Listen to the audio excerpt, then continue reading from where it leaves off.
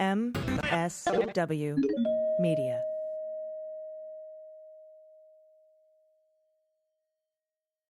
Thanks to Future Hindsight for supporting Daily Beans. Future Hindsight is an award-winning podcast that takes big ideas about civic life and democracy and turns them into action items for you and me.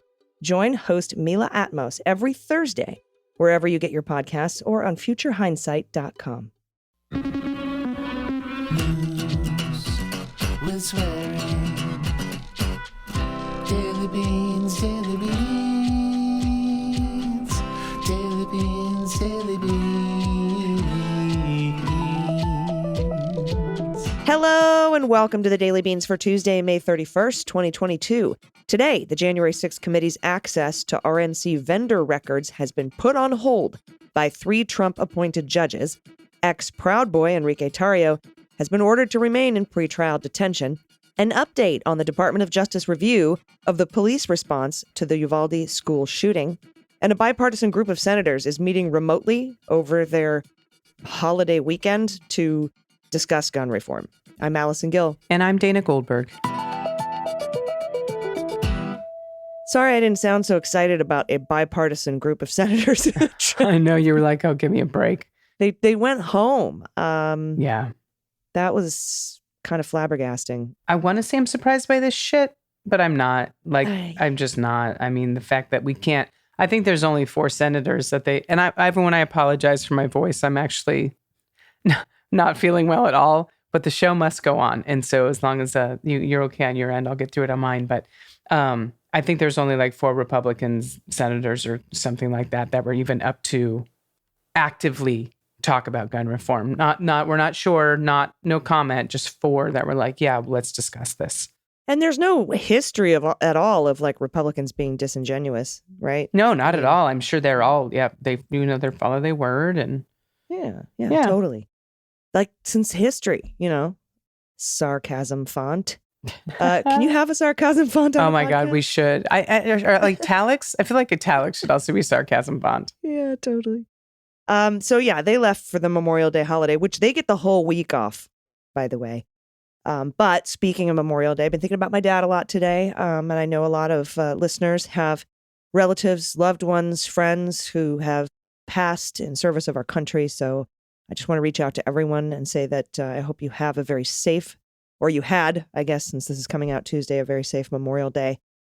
And we're able to remember all those who sacrificed. So later on in the show, this is so cool, Dana. I'm going to be talking to Dan Duncan. He's in South Carolina. He's running for state house there. Nice. It's a deep red district, but he's actually uniquely situated to flip the district. And we'll talk about why as we kick off this season's group of Flip It Blue segments. So I'm looking forward to that. And we have a lot of other news to get to, so let's hit the hot note. Hot notes. All right, up first, a panel of 3 federal appeals court judges, well, actually, 1 sort of judge and 2 idiots, has temporarily stopped the House committee investigating the January 6, 2021 attack from accessing records it had demanded of the mass email marketing vendor used by the RNC and Donald Trump's 2020 re-election campaign. A lower court had ruled that a House committee could subpoena those records, which the panel said it needed ahead of scheduled public hearings as part of its probe into the coup. But a panel of the U.S. Court Appeals for the District of Columbia Circuit enjoined the release of records to Congress while it considers an appeal in the RNC. And when I say they drew really unlucky here, because, these judges, these 3 panel judges for appeals, are randomly assigned. The only 3 Trump appointees were randomly assigned to this particular case. Sure.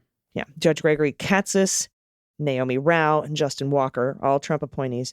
They first issued an emergency order Tuesday, followed by an injunction on Wednesday. The panel will hear oral arguments on June 14th. That's when they decided to schedule this because, that doesn't, interfere with the committee's work or anything. The House Select Committee is set to end its public hearings the week after that. So it won't even be decided. U.S. District Judge Timothy Kelly of Washington, another Trump appointee, but this Trump appointee rejected the RNC's claims that the House committee lacked a legitimate purpose and imperiled the First Amendment by prying into Republican political messaging. Kelly gave the RNC time to appeal his ruling, but would not stay his ruling beyond that, saying the GOP committee has not shown that the balance of the equities and the public interest tips sharply in its favor. Sorry, RNC, this doesn't tip in your favor. Of course, these three other Trump appointees on the appellate court have decided it does, at least enough to put an injunction in and hear the appeal arguments. I almost feel like we should call them McConnell appointees, because we know that the reason that you have this fluke that three of them happen to be on Trump's side is because McConnell jammed through so many fucking nominees and nominations for the court while he was there, because that's what he does, because he's an evil, evil man. And two of them shouldn't even be judges. Exactly. Really. This next story, I just want to give a content warning. It's about the Uvalde shooting. The Justice Department announced Sunday it will conduct a review of the law enforcement response to the mass shooting at Robb Elementary. And then that left, as we know, 19 children and 2 teachers dead. This is a quote. At the request of Uvalde Mayor Don McLaughlin, the U.S. Department of Justice will conduct a critical incident review of the law enforcement response to the mass shooting in Uvalde, Texas on May 24th. And that's the DOJ spokesman, Anthony Coley. That's what he said in a statement. Someone is expected to be selected in the next few days, 2 sources familiar with the process told CNN. Now, the Justice Department has traditionally relied on individuals outside the DOJ with law enforcement expertise and on-the-ground experience with mass casualty events to comprise the team that conducts reviews into such incidents. Now, the department has previously conducted after-action reviews following mass shootings in San Bernardino, California. That was December of 2015, and the Pulse nightclub in Orlando in 2016. Texas officials and law enforcement have been under intense scrutiny for the way the officers responded or did not respond. And that's not in the article, but that's what fucking happened to the shooting. Now, CNN has reported that the response by law enforcement in Uvalde ran contrary to commonly taught active shooter protocol established after the Columbine school shooting in 1999 to stop the shooters quickly as possible and even bypass helping the injured. Now, while the gunman was inside adjoining classrooms, a group of law enforcement, 19 of them, officers, they stood outside the classroom in the school for roughly 50 minutes, 50, as they waited for room keys and tactical equipment. That's what CNN reported. I don't know why they didn't just... Okay, I'm going to keep my... This is when I get in trouble, and we usually get like someone writing in because I said something off the cuff. So being sick and being angry, I'm just going to take a breath and keep reading the story. Now, Texas Governor Greg Abbott said Friday that he is demanding a full accounting of what happened during the school shooting, saying he had been initially misled. Oh, he was mad, about certain information he was given by law enforcement officials leading the investigation into the attack. The Justice Department review aims, quote, to provide an independent account of law enforcement actions and responses that day and to identify lessons learned and best practices to help first responders prepare for and respond to active shooter events. And that's was Conley from the DOJ. I mentioned him earlier. Went on to say the review will be conducted with the department's Office of Community-Oriented Policing.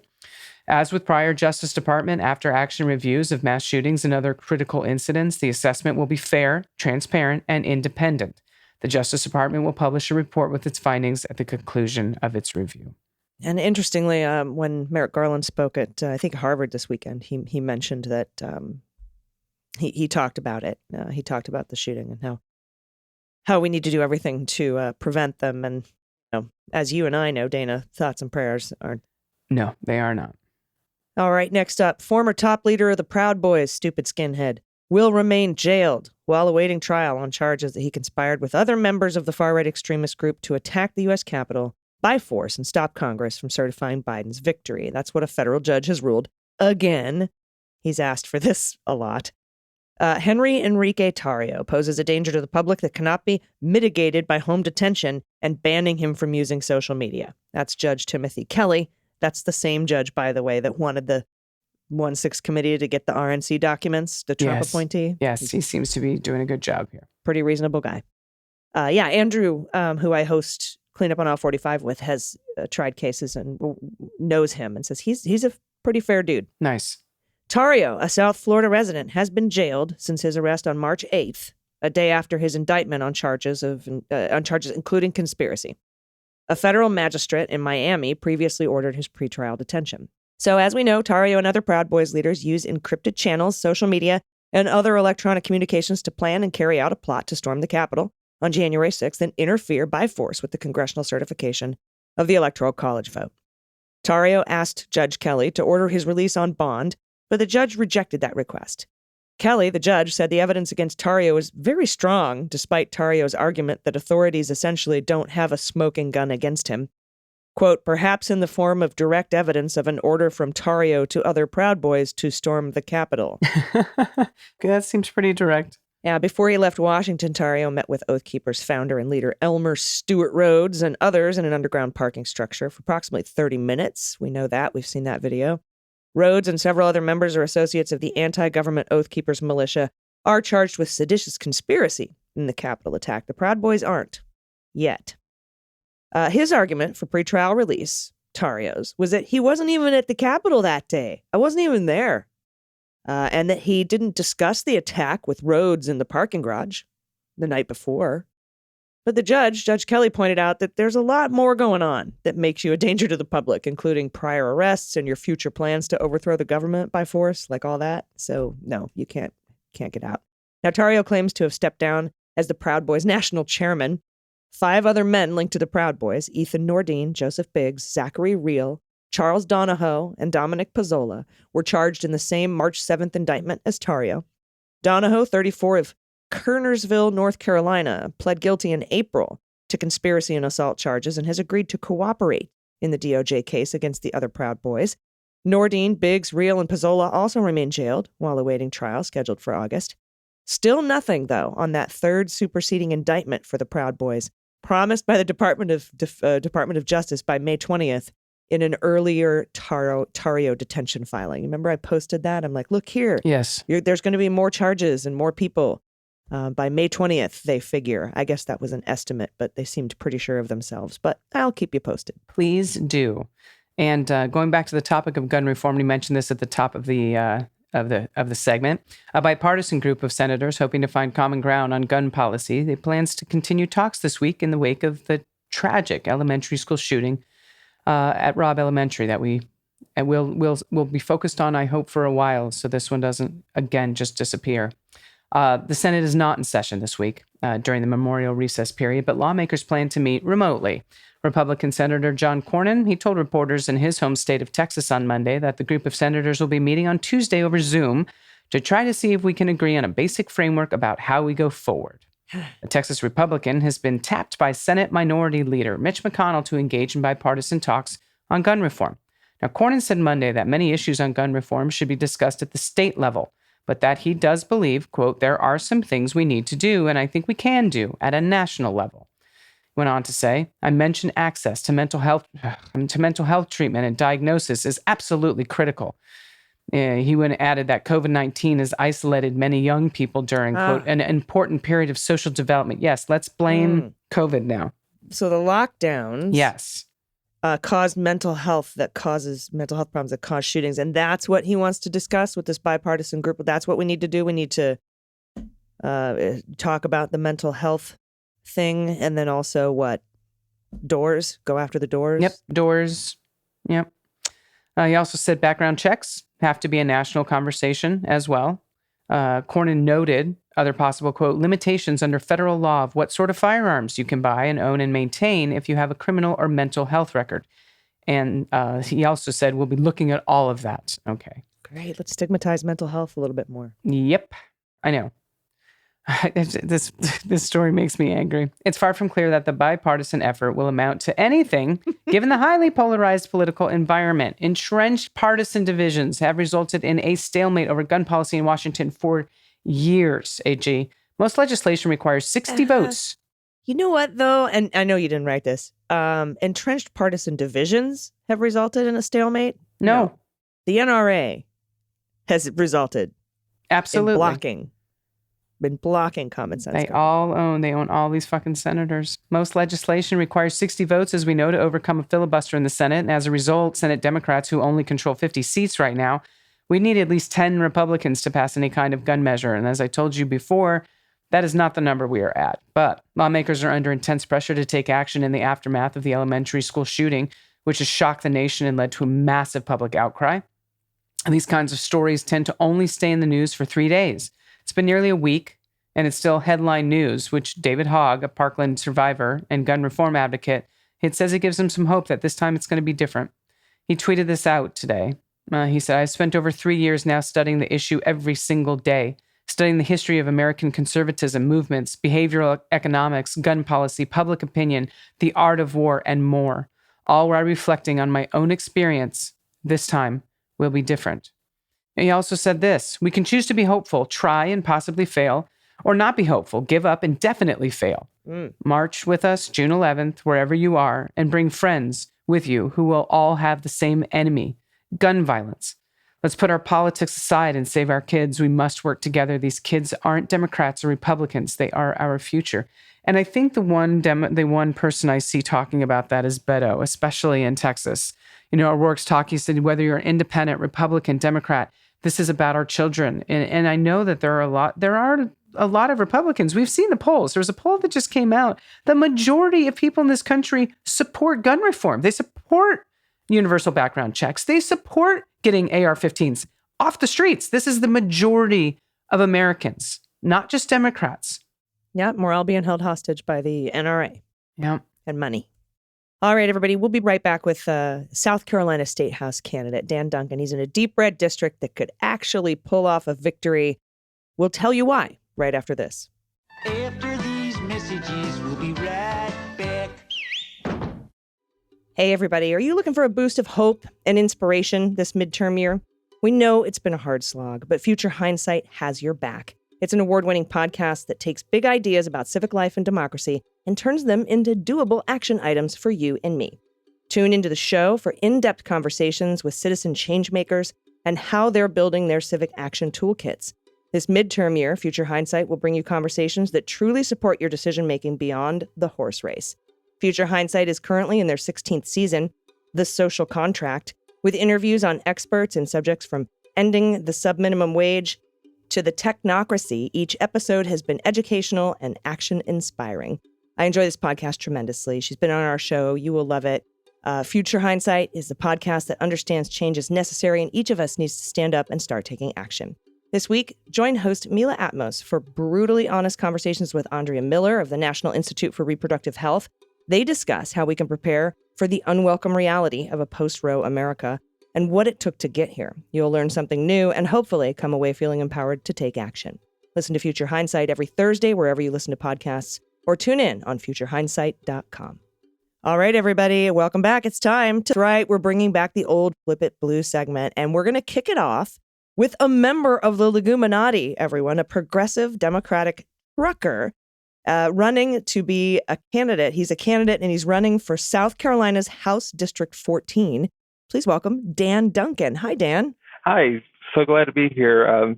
I've been following you since you first appeared on Opening Arguments, and you're literally the first podcast I listen to every morning to stay informed. Oh, thank you. Thank you very much. I appreciate that.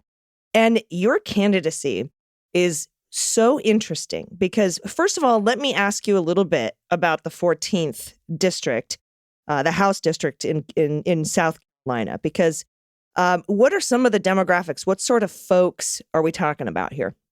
Well, we're a very rural district. We have one pretty decent-sized city, but despite having multiple different types of reinvigorating projects, our city was actually on a network show called Main Street USA about 15 years ago. And so we've had national attention trying to revitalize this area, but we're still very low on industry, very economically depressed. And we're about 60% white, 10% Latino, and 30% Black. And a lot of those are just regular poor working folk who have to show up, leave town to go for a job, come back, work all kinds of hours, and be away from their family a lot of the time. And they have to drive these terrible, terrible roads we have in South Carolina. And I imagine the terrible roads and economic depression have a lot to do with your incumbent, who you're running against, named Stuart Jones. You've touted him as a Ron Paul protege, a sovereign citizen level role. And if anyone's unfamiliar with sovereign citizens, you might remember some of the January 6th insurrection defendants, saying that they are their own body and the government has replaced them with some thing and that they're the real person and they sign their names in blood, fingerprints, and red ink and whatnot. It's a very, very weird and interesting sort of a group of folks. And so that's the kind of level of person that we're dealing with here. And a lot of that, I assume, is what's lending to the economic depression in your area. Yeah, the Republican Party has been in full control of both houses of Congress and the governor's mansion for the past 20 years in this state. And that's led people like Stewart, who may have only heard this stuff growing up when it was a way to trick people into voting for Republicans so that they could make tax cuts. Now we've got true believers like Stewart that are in power, and they're trying to pass bills making foreign gold legalized tender in South Carolina, banning masks in schools, and creating Bitcoin industries. And they're still in the minority of Republicans, but he's one of only 7 people to vote against the state budget. And his antics have actually lost a lot of earmarks for the main city of Lawrence because the Republicans can't even get along with this guy. So that gives me a lot of room to pull Republicans over to my side. Yeah, and the interesting thing here, too, and what we haven't really gotten into yet, but I want to get into, is that it's not just because he's terrible, but because you're awesome. This community actually knows you and has for many years. Talk a little bit about why you're so beloved in your district there, because, I mean, how long have you been there? And just talk a little bit about your history living in this district. Yeah, I moved to Lawrence County 16 years ago when my dad got sick. My parents had moved out here a few years before that. And I went to work waiting tables at Cracker Barrel. I was a substitute teacher full-time at the local high school. And I left both of those jobs to manage the local Waffle House, which is the only one in this district. I did that for 4 years, and I've literally cooked breakfast for just about everyone in this district at least once. Everybody loves the Waffle House, and their eyes light up whenever I talk about my time there. A decade ago, I quit that to become a truck driver because I needed something that legally would allow me to sleep. And that message resonates with a lot of the working people in this state that, whenever I go out into the community and I talk to them and I say that I'm a Democrat running, their face just falls flat. I get resting bitch face real quick. And then whenever I roll through that and I say, but I'm a regular person, I ran the Waffle House, I drive a truck for a living, I know what it's like to spend all my hours working and not get ahead in life. Their face lights up. You can see it in their eyes that I have reached that person, and they may still not vote for me, but they're going to consider it at least. Yeah, and that's something that the Republicans have sort of had a stranglehold on for a very long time, is that somehow they're the party of the working people. When actually they're kind of the enemy of the working people, and the Democrats are the party of the working people. And so even if this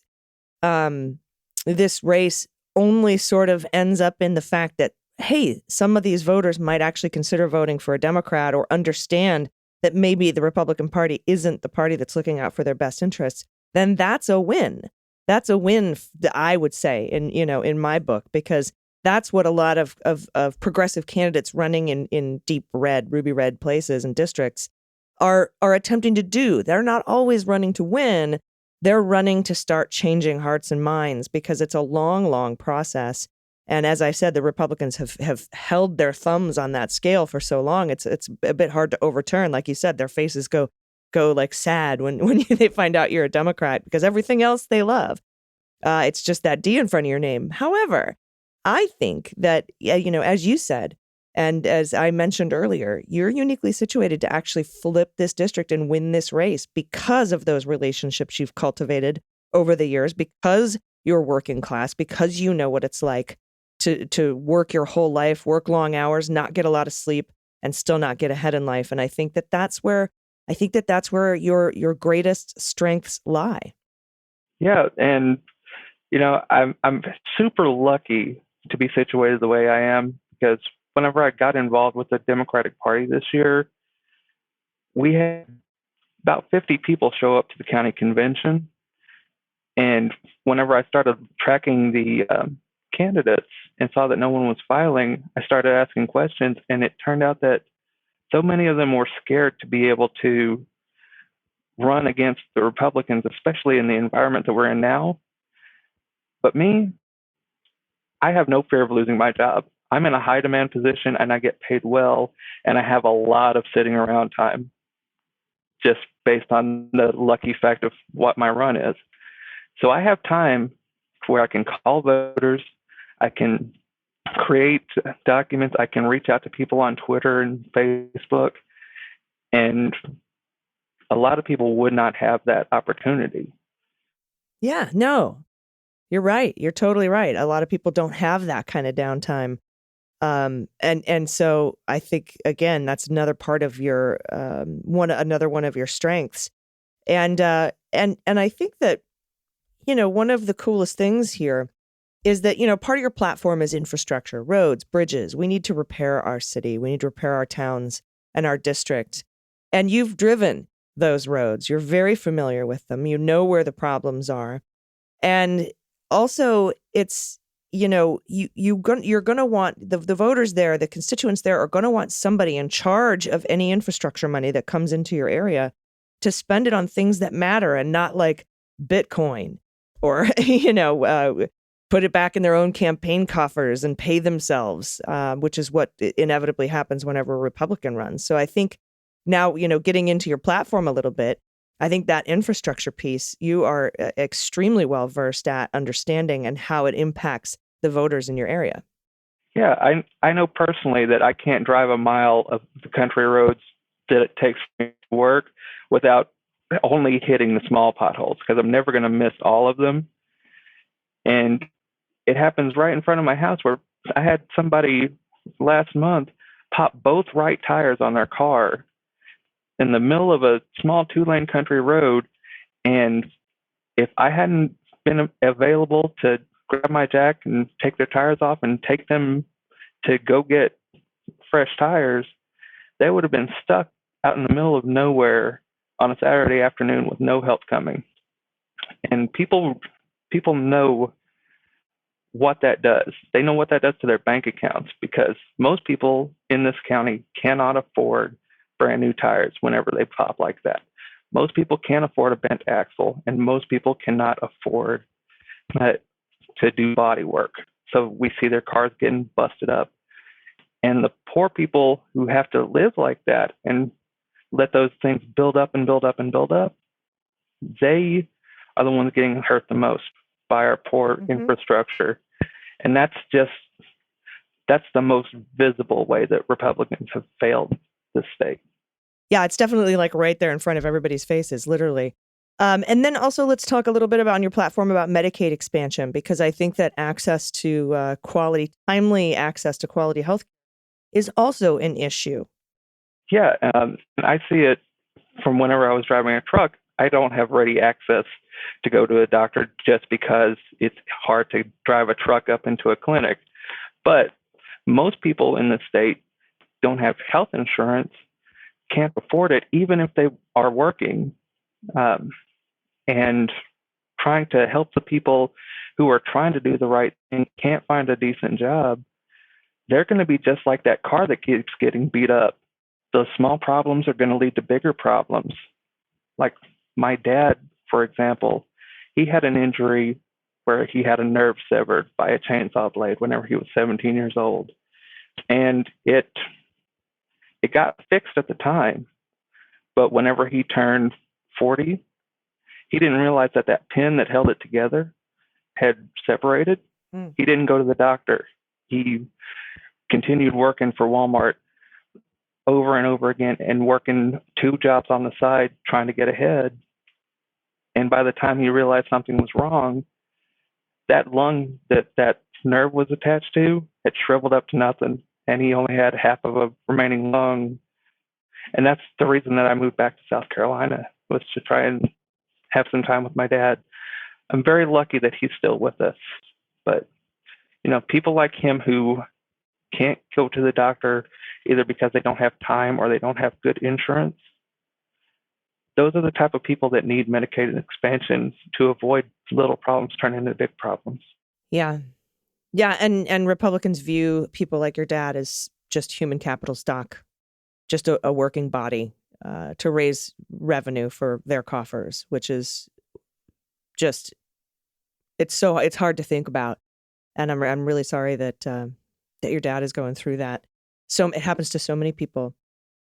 Before we get out of here, is there anything else on your platform that you want to talk about? I know you've got a lot of things on here: education, tax reform. What else are you advocating for in your particular district that is suited to the needs of your constituents?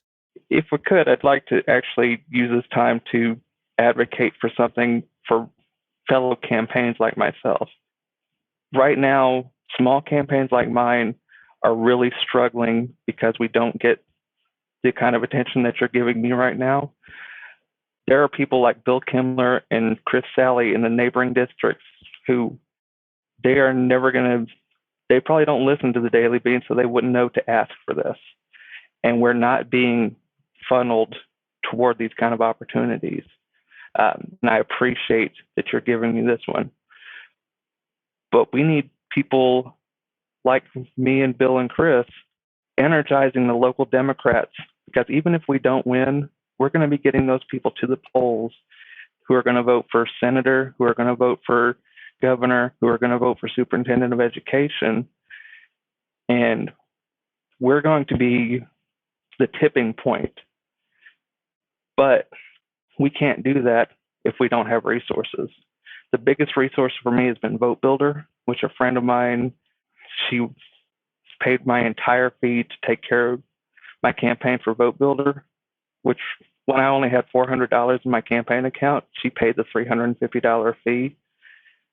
And because of that, that is what gave me the knowledge that I could flip this district. That's what gave me the confidence to be more than just a name on the ballot.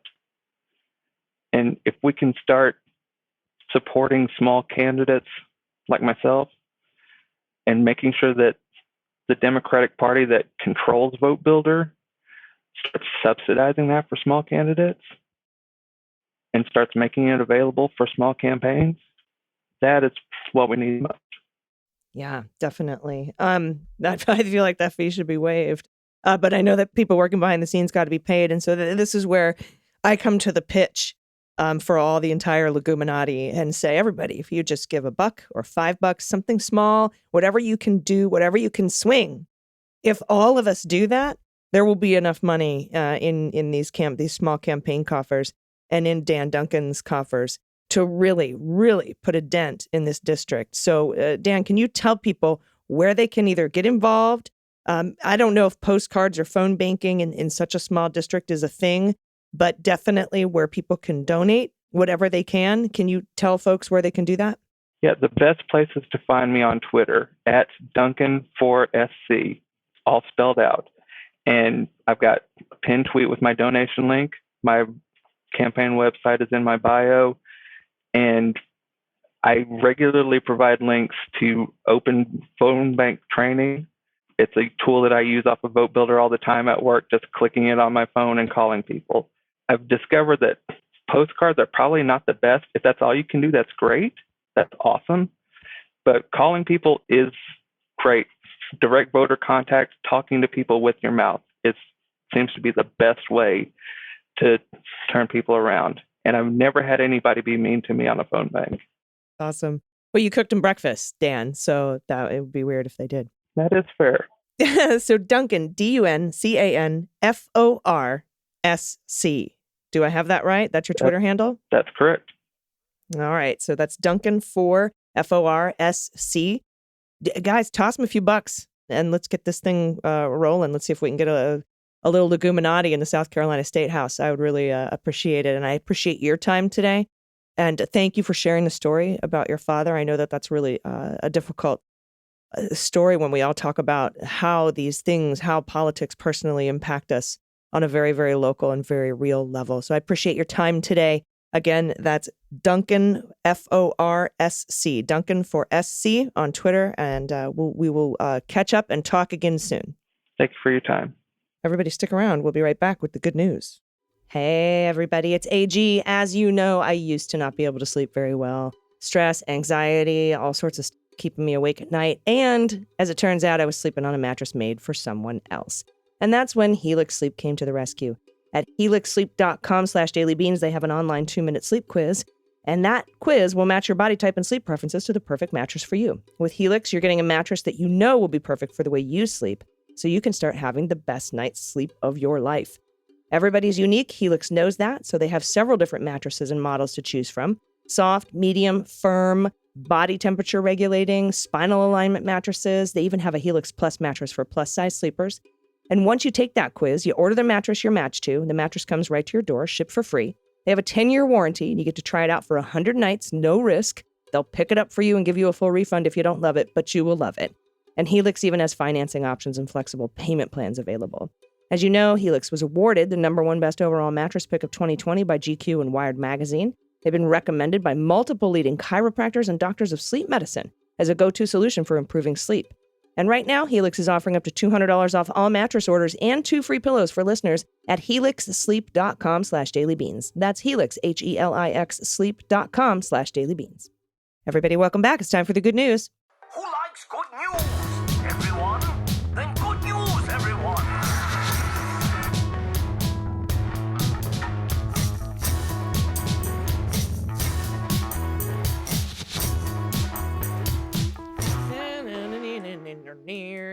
Good news, good news. And if you have any good news, confessions, corrections, idioms, shit parents say, shit kids say, shit your mom says, shit whatever, any shit you say, that's hilarious. We love to hear about it. And you can send it all in by going to dailybeanspod.com and clicking on contact.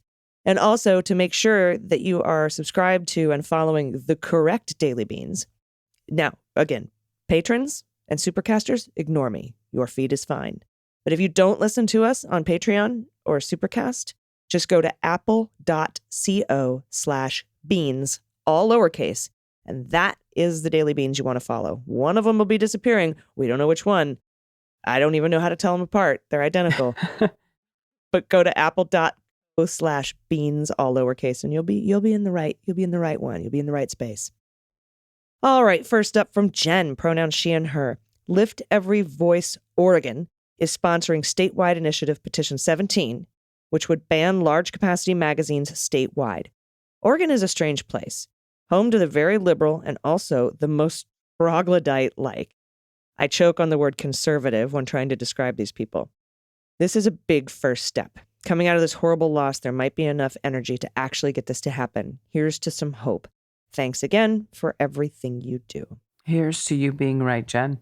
This is from Josh, pronouns he and him. Hello, my always inspiring hosts. Today I have some good news to share, which I suspect AG will have already heard during the happy hour hangout, but I was happy enough I wanted to share it with the podcast family as a whole as well. Recently, my health has taken a bit of a turn, so I'm having to add additional monthly infusions to cope, which leaves me with significant loss of work time. And I've historically been managing through judicious application of PTO. With the escalation, however, I just don't have enough to cover. So I finally took my proverbial hat in hand and asked HR if they could work with me to find a way to change my schedule to allow full-time employment with dedicated off time for medical events. To my joy and surprise, they accommodated me above and beyond. And I now have every Friday afternoon off to rest, recover, or infuse as the week requires. So often we hear about the companies and corporations who do wrong for their employees. I really wanted to share how nice it is to work for one that did something right. Yes. Pet tax this week is the local chipmunk who I discovered apparently can reach my patio table and was helping himself to a bowl we usually dedicate to the squirrels. He has his own bowl near the door. He's just being greedy. To be fair, I've also included a shot of the squirrel sneaking a treat from the chipmunk bowl. Oh, good. Turnabout's fair play, really. Oh my God. Can we talk about how cute chipmunk butts are for a second? Because that's all I can see is this chipmunk butt. It's so cute. Oh my God. Thank and you. the squirrel's like, all right, well, you know what, fucker? I'm going to take one out of your bowl. I'm going to do that. So cool that they're giving you time off for that. I'm glad. I'm so glad. Yes, and let's hear it for those great employers who do wonderful things. Next up from Laura H., pronouns she and her. Hello, I'm so glad I found your podcast. I'm a recent subscriber. My good news is I work at our local library, and June 1st is the start of summer reading. Libraries and librarians, as you know, have been under attack, and my library has not been immune. I just wanted to show off our prize station. The theme this year is Oceans of Possibilities, and since I was in charge of setting the prize station up, I went with pirates. My pet tax is Bella, the long-haired tortie, 100% rascal, and Milton, my black and white baby boy. Keep doing the great job y'all are doing. Oh my God, look at this. Oh, wow. That's awesome. That's amazing. It really is. Oh. Oh, kitty. The kitties, two kitties. So cute. I love it. All right, this next one's from Sam, pronouns they, them. Hey, Beans friends, my good news today is after being without an HRT, which is a hormone replacement therapy, provider for a few months when my last one moved away, I finally had my appointment the other day. When she moved, I put off finding a new provider because my other option was over an hour away and working full-time at a restaurant that made things stressful to say the least. Fortunately, through Planned Parenthood came the rescue for me. They recently launched gender-affirming care in my area, and it went great for me. I happened to live a few minutes away from the office. The staff was helpful and friendly, and I was able to get my blood work done at the same time and walk out with a prescription for my favorite intramuscular injection. So for any listeners listening in the Lansing or Marquette areas of Michigan and are looking for an HRT provider, I highly recommend you check them out. While I should point out, there was one anti-choice protester near the building. When I left there, were two pro-choice advocates to cancel him out. Nice. Yes. Attached for my pet tax are pictures of my roommates, cat Pepper and Termy, once again. Pepper is the mischievous black cat who is very insistent that someone wakes up early every morning to feed her. And Termy is the orange guy with resting sad face. Oh my God, what a great description of these animals too. I do want to reinforce to the listeners, and I know most people listening to this were very big Planned Parenthood advocates, but it's also not just for women's health. It is a huge proponent of trans health for our non-binary and our trans families. So it's another reason to support Planned Parenthood and make sure doors stay open, because in some cases, it's the only safe place for them to go where there is gender-affirming care and people that are trained to be able to work with the community. So super important. And I love that you were able to find one. Sam, thank you so much for sharing that with us. Yeah, absolutely. That's such good news. Yeah, it's like when your provider moves away, it's like, oh, that has to leave so many people in a lurch. Yeah. Next up from Gerald, pronouns he and him. Friends, I have to share the good that came despite the universe's best efforts to make life hell. Just as my wife recovered from her COVID, my parents, who live across country, contracted it as well, mere days before my sister was due to deliver a baby that she was carrying as a surrogate for her gay friends. Okay, that's a lot going on, Gerald. Let's try this again. I just want to everybody to get this straight. So, just as Gerald's wife recovered from her COVID, Gerald's parents, who live across the country, contracted it mere days before Gerald's sister was due to deliver a baby that she was carrying as a surrogate for her gay friends. By the way, that's super amazing. Super amazing. My mom and sister rely heavily on each other for their support, and their timing could not have been worse. The timing, not their timing. The good news, with my spouse on the mend, I was able to take a week off and fly out to assist. I was able to help with doctor's visits, pharmacy runs, and get groceries for my parents, and even more doctor visits and pharmacy runs when my sister needed me. Not to mention the unexpected chance to be fun Uncle Gerald to my wonderful nieces and nephews. Everyone is now healthy and doing well. My parents are recuperating. My sister's recovering well. The new baby is healthy and happy with his parents. It was a week of pain, joy, love, and laughter, and I will cherish the memories the rest of my life. Attached as pet tax, quote unquote, is a picture of beautiful blue eggs in the nest that some daffy bird built in my parents' outdoor barbecue. Those are robin's eggs. They're so cool. I was in Albuquerque this weekend. I took a last minute trip to visit my mom and my family, and around the corner in a cactus, which is pretty brilliant. A nest just like this was built, and it's beautiful. And the eggs were the most vibrant blue I'd ever seen, but they had little black speckles on them. I'm not sure if these do, but they were just magnificent. Nature's beautiful. It really is. It is. All right. This next one is for Alec. Pronouns they, them. Hello, Dr. Gill and Dr. Dana. I don't know if you have a doctorate, but if you don't, I feel like you're more than earned one of those fancy honorary ones. And I actually do have one from one of our guests. I am an honorary doctorate as well. I'm not buttering you up for a correction. Just being honest. Alec, thank you for that. So I can continue reading without going, oh, shit, here it goes. Yeah, what's coming? I'm writing with some amazing news. I've been on a gender journey the last year, and I wrote before about coming out as non-binary to my amazing and supportive fiance. I then came out to my family, close friends, and finally my in-laws. Now, most recently, I decided to include my Brazilian jiu-jitsu sensei, who is old school and traditional in a lot of ways. But the BJJ community is widely toxic towards LGBTQIA plus folks. So it was scary. But I trust him, believe that he would put his care for his students above all else. And I was right to do so. He asked polite questions to understand, asked for my help going forward so he could learn. His biggest fear is saying something that will hurt me. Tears came. Now, one big reason I felt I had to come out to my sensei was that after 12 years of training, I was getting very close to my black belt in BJJ.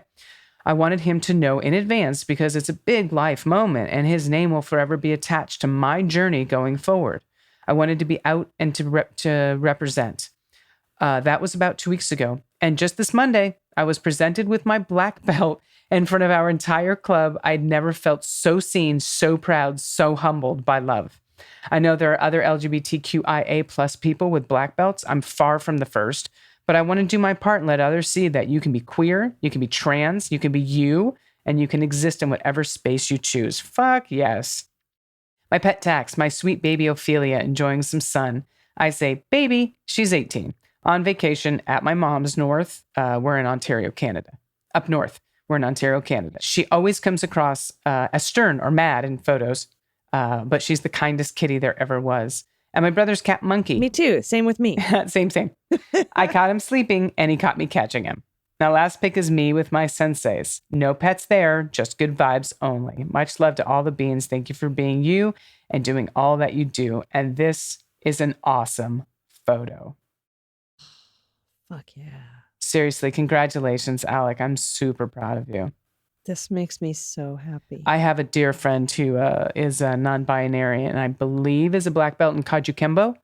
And also expressed some of the same things about there is so much LGBTQIA plus, I don't want to say phobia, but it's a world that they haven't really dived into to understand to be more accepting. So I'm so glad you had this experience. Yeah, I imagine it would be like the military or the police or MMA or boxing, something Totally. that has a lot of really amazing people, but can also have some toxic people. Yeah. So just amazing. And look at this floofy kitty. I know. Oh. Thank you for sharing all of that with us. Oh, what a great good news segment today. Thank you all so much. We need it. We're going to keep needing it. Please send in your good news stories. We would love to hear from you. Even if you just have a pet at a local adoption shelter that needs a home, you can send that in if you don't have any pet tax. Just some photos of your happy place. I still take Halloween photos, as you know, all year. All year round. And you can send those all into us by going to dailybeanspod.com and clicking on contact. And remember, if you're not a patron, I just spoke like when I was like 5, I used to say, and a member. And member. You member. And a member. If you aren't a patron or a supercaster, if you're grabbing the free version of this show, thank you so much for listening. And make sure you're grabbing the right version of the show by going to apple.co/beans, all lowercase, and then you'll be subscribed and following the correct version of this show. We appreciate you so much. Do you have any final thoughts before we get out of here today, Dana? Not today, G. I'm going to save my voice. Yeah, save your voice. And hopefully It'll be better tomorrow. If not, we're sending you all of our healing vibes and love. Thank you, everybody. I'm the minister of vibes here at the Beans. So thank you so much. And everybody will be back tomorrow. Until then, please take care of yourselves. Take care of each other. Take care of your mental health. And take care of the planet. And please vote blue over Q. I've been AG. And I've been DG. And them's the Beans. The Daily Beans is written and executive produced by Allison Gill with additional research and reporting by Dana Goldberg and Aimee Carrero. Sound design and editing is by Desiree McFarlane, with art and web design by Joelle Reeder with Moxie Design Studios. Music for The Daily Beans is written and performed by They Might Be Giants, and the show is a proud member of the MSW Media Network, a collection of creator-owned podcasts dedicated to news, politics, and justice. For more information, please visit mswmedia.com. MSW Media.